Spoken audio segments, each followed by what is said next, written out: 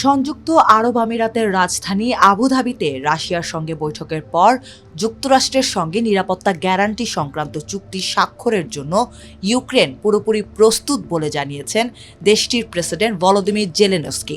তার মতে, এই চুক্তি হলে ভবিষ্যতে ইউক্রেনের নিরাপত্তা আরও শক্তিশালী হবে।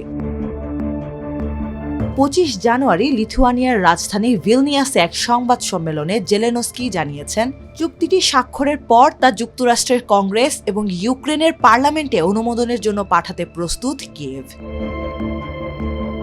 তিনি বলেন, আমাদের জন্য নিরাপত্তা নিশ্চয়তা মানে হলো প্রথমত যুক্তরাষ্ট্রের নিরাপত্তা নিশ্চয়তা। নথিটি 100% প্রস্তুত। এখন আমরা আমাদের অংশীদারদের কাছ থেকে চুক্তিটি সইয়ের তারিখ ও স্থান নিশ্চিত হওয়ার অপেক্ষায় আছি। তিনি আরও বলেন, 2027 সালের মধ্যে ইউরোপীয় ইউনিয়নের সদস্য পদ অর্জনের লক্ষ্যেও আমরা কাজ করছি। এটি আমাদের জন্য অর্থনৈতিক নিরাপত্তার নিশ্চয়তা। এর আগে মস্কোর সঙ্গে প্রায় 4 বছর ধরে চলা যুদ্ধের অবসান নিয়ে আলোচনা করতে 23 জানুয়ারি ও 24 জানুয়ারি সংযুক্ত আরব আমিরাতের রাজধানী আবুধাবিতে ইউক্রেন ও রাশিয়ার প্রতিনিধিদের সঙ্গে বৈঠক হয়। ওয়াশিংটনের প্রস্তাবিত কাঠামো নিয়েই মূলত এই আলোচনা অনুষ্ঠিত হয়। এই বৈঠক থেকে কোনো চুক্তি না হলেও মস্কো ও কিয়েভ দুই পক্ষই জানিয়েছে তারা সংলাপ চালিয়ে যেতে আগ্রহী।